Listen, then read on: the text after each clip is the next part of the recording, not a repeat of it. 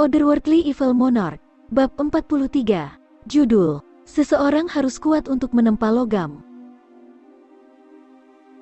Semua orang percaya bahwa Tuan Muda akan jatuh pada saat ini atau selanjutnya. Bagaimana bisa Tuan Muda Debauci mereka menanggung jenis pelatihan neraka ini? Beberapa dari mereka bertaruh bahwa Jun Xie akan menyerah begitu saja dalam waktu tongkat dupa. Namun, bertentangan dengan semua harapan mereka, Jun Xie yang terhuyung-huyung sejak awal bertahan sampai tiba waktunya untuk sarapan, tubuhnya masih terhuyung-huyung dengan goyah. Dia benar-benar bertahan. Hasil ini menyebabkan mata semua orang keluar.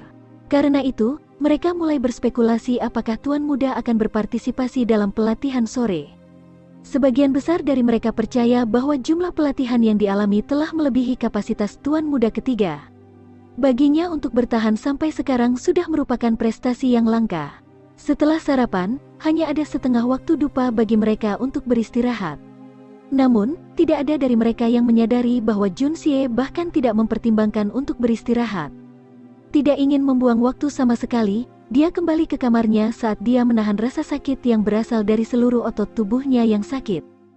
Memproduksi beberapa tabung bambu yang ditusuk penuh dengan jarum baja, ia menempatkannya secara metodis di atas meja.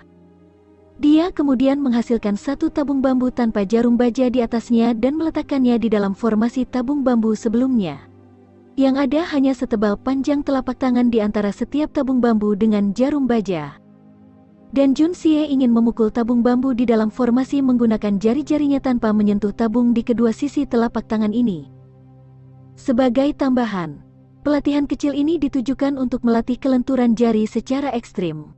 Pelatihan ini kelihatannya sederhana, tetapi nyatanya sangat sulit. Jarum ada di mana-mana, menyebabkan penggunaan kekuatan yang berlebihan atau kurang atau kelenturan yang mengakibatkan tangan ditusuk oleh jarum baja. Saat-saat kesakitan itu akan menyebabkan tangan siapapun bergetar, yang sebaliknya akan menyebabkan lebih banyak lagi jarum yang menembus tangan. Jun Xie mempertahankan wajah acuh tak acuh saat dia dengan tenang memasukkan tangannya, yang telah menjalani sesi latihan pagi yang intens ke dalamnya. Ketika latihan sore dimulai, penjaga rumah menemukan Jun Xie berdiri di tempat latihan, jari-jarinya bengkak dan berlumuran darah, tetapi wajahnya tampak lebih baik. Pada sesi latihan sore berikutnya, dia terus bertahan saat dia terhuyung-huyung hingga akhir. Hasil ini menyebabkan semua mata penjaga rumah jatuh ke tanah. Meskipun demikian, setengah dari mereka masih percaya bahwa pelatihan tingkat tinggi ini sudah jauh melampaui apa yang dapat ditahan oleh Tuan Muda ketiga. Baginya untuk bertahan sampai sekarang adalah sesuatu yang sangat terpuji. Dia tidak akan bisa melanjutkan sampai sore hari, bukan? Namun, menjelang sore, dia tetap tinggal. Pada saat ini, semua penjaga dihasut ketika hati mereka meraung.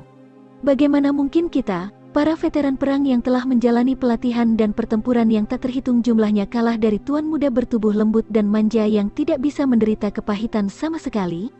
Perspektif ini menyebabkan orang-orang yang berdiri di tepi neraka ini melangkah langsung ke dalamnya.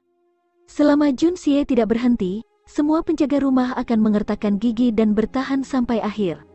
Akibatnya, semua orang menjadi terlalu lelah. Karena Jun Xie mengarahkan pelatihan, wajar saja jika Jun Wei hadir juga. Setelah menghasut moral semua orang ke ketinggian seperti itu, bagaimana tepatnya dia berniat untuk melatih mereka? Ini adalah sesuatu yang membuat penasaran Jun Wei. Namun, setelah menyaksikan isi dari sesi pelatihan, Jun Wei merasakan aliran dingin yang sangat keras di tulang punggungnya. Mengamati para penjaga yang membawa kayu besar, kasar dan belum diproses yang berjalan melalui halaman tanpa ada celah di antaranya, mata Jun Wei menatap lebar. Kemudian, dia melihat Jun Xie di antara mereka, membawa jenis kayu yang sama saat dia berlari. Jun Wei mau tidak mau menggosok matanya dengan keras sebelum melihat lagi, lalu dia mengusap matanya lagi. Pada akhirnya, dia menggosoknya sampai kelopak matanya ikut sakit juga.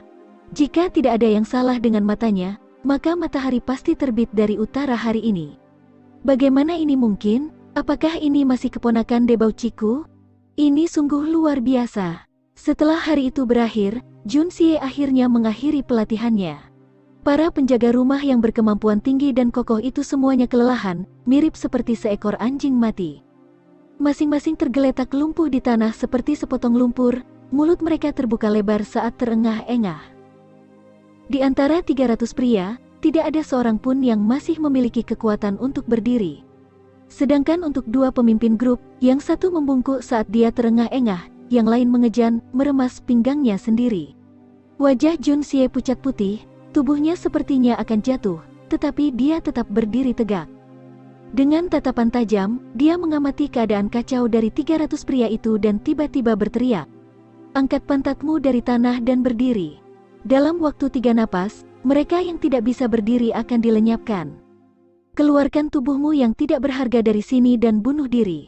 Itu karena kamu tidak memenuhi syarat untuk berdiri di sini. Jika kamu bahkan tidak dapat membandingkan dengan debauci yang lusuh ini, apa alasan kamu harus terus hidup? Segera, semua orang terpental seperti mata air. Mereka mengertakkan gigi saat mereka terhuyung-huyung. Beberapa dari mereka hampir tidak dapat mempertahankan diri dan akan jatuh, tetapi ditopang oleh orang-orang di sekitar mereka. Jika mereka kalah dari tuan muda ketiga, maka mereka benar-benar tidak memiliki wajah untuk terus hidup. Jun Xie terengah-engah saat dia menatap mereka dengan tatapan dingin. Sampai sekarang, siapa di antara kamu yang masih bisa mengklaim bahwa kamu bukan sampah? Hanya dengan pelatihan 1 hari, kalian semua telah jatuh ke dalam kondisi yang menyedihkan. Meskipun aku hanyalah seorang debauci, aku masih bisa berdiri, tetapi kamu? Apakah kamu semua memiliki pikiran untuk berbaring dengan damai? Apakah tidak ada di antara kamu yang merasa malu? Seorang veteran dari 100 pertempuran? Puih, wajah ke-300 prajurit itu diukir dengan rasa malu yang pahit. Satu persatu, mereka semua menurunkan pandangan mereka ke tanah. Jika tuan muda yang selalu dipandang rendah ini dapat bertahan dan tetap berdiri tegak, lalu apa alasan mereka harus berbaring? Partisipasi Jun Xie dalam pelatihan hari itu adalah sesuatu yang disaksikan oleh mereka semua. Mereka semua merasakan tubuh mereka sakit dan lelah setelah pelatihan hari ini, tetapi bagaimana Jun Xie berhasil menahannya?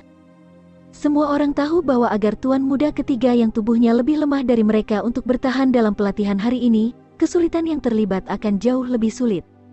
Semua orang menatap Jun Xie, mata mereka tanpa sadar dipenuhi dengan rasa kagum dan rasa hormat. Karena apa yang dilakukan Jun Xie hari ini dilakukan tanpa dasar sedikit pun. Di sisi lain, mereka adalah sekelompok pria terlatih. Jun Xie menatap mereka semua dengan dingin sebelum berbalik dan berjalan pergi, hanya menyisakan satu kalimat. Jika ini terjadi lagi besok, maka 300 dari kalian bisa enyah. Keluarga Jun tidak membuang-buang uang untuk sampah. Terutama ketika mereka tidak bisa dibandingkan dengan seorang debauci. Melihat punggung Jun Xie saat dia pergi, siapapun yang memperhatikan bisa melihat bahwa kaki dan semua otot di tubuhnya bergetar tak terkendali. Ini adalah tanda tak terkendali yang hanya bisa muncul ketika seseorang telah kelelahan hingga batasnya. Namun, wajah Jun Xie tidak menunjukkan sedikit pun dari kondisinya saat ini. Dalam hal daya tahan saja, tidak ada orang di sana yang bisa dibandingkan dengannya. Jika tuan muda debauci mereka dapat menanggung tingkat pelatihan yang sulit ini, lalu dapatkah veteran dari ratusan pertempuran ini mengatakan sebaliknya? Terutama karena tuan muda debauci mereka telah menjalani tingkat pelatihan yang sama dengan mereka. Bisakah mereka mengucapkan kata-kata sulit? Betapa kehilangan muka itu. Jika mereka mengucapkan kata-kata itu, maka skenario kasus terbaik adalah dipandang rendah dengan penghinaan oleh rekan-rekan mereka. Tetapi jika mereka akhirnya dipandang rendah dengan penghinaan oleh tuan muda yang tidak bertanggung jawab, maka mereka harus benar-benar bunuh diri. Apa yang akan mereka lakukan jika mereka mengetahui bahwa ada 8 beban yang diikat ke tubuh Jun Xie? Apakah mereka akan menjadi terlalu malu untuk hidup? Tak satu pun dari mereka yang tahu bahwa setidaknya selusin bintik di tubuh Jun Xie menderita kulit robek karena beban. Darah mengalir perlahan dari luka. Pelatihan yang dialami Jun Xie diperkirakan setidaknya 3 kali lebih intens dibandingkan dengan penjaga rumah. Ini adalah sosok yang menakutkan. Jika bukan karena Art of Unlocking Heaven's Fortune yang mendukungnya, Jun Xie dengan tubuh Jun Moxi yang asli akan mati karena kelelahan 10 kali lipat. Namun, alasan Jun Xie bertindak seperti itu adalah untuk mengeluarkan kekuatan ilahi seni membuka keberuntungan surga. Dengan program pelatihan yang melampaui hidup dan mati, dia kemudian akan menerobos keterbatasan tubuhnya. Meskipun Jun Wui tidak tahu bahwa Jun Xie sedang berlatih dengan beban yang melekat pada tubuhnya, penampilan Jun Xie hari ini telah menggerakkan pria yang pernah menjadi jenderal hebat yang mengawasi puluhan ribu tentara. Melihat siluet kepergian Junxie, Junwuyi merasa sangat senang. Namun, kecurigaan tetap ada di dalam hatinya.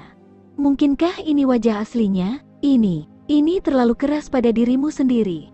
Akankah kecelakaan terjadi jika ini terus berlanjut? Seseorang harus kuat untuk menempa logam.